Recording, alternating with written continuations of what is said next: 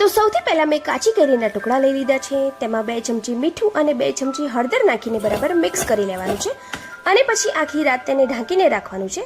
બીજા દિવસે તેમાંથી જે પાણી છૂટું પડી જાય અને જે ટુકડા છે તેને 4 થી 5 કલાક માટે તડકામાં રાખવાના છે અને પછી આપણે મસાલો તૈયાર કરી દેવાનો છે.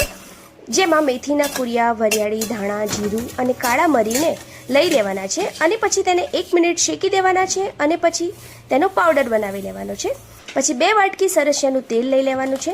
તેને ધુમાડા નીકળે ત્યાં સુધી ગરમ કરવાનું છે અને પછી તેને રૂમ ટેમ્પરેચરમાં ઠંડુ કરી દેવાનું છે.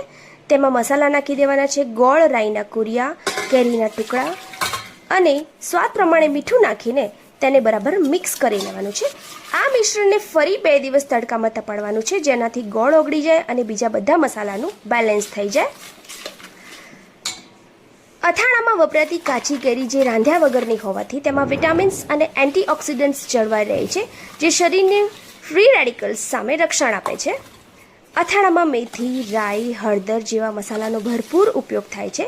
આ મસાલાઓમાં કુદરતી રીતે શરીરની રોગપ્રતિકારક શક્તિ વધારે છે અને બહારના અથાણા કરતાં ઘરના અથાણા હંમેશા ગુણકારી હોય છે, કારણ કે તેમાં મસાલા પણ માપના હોય છે અને તેલ પણ માપનું હોય છે. તો તૈયાર છે આપણું એકદમ સ્વાદિષ્ટ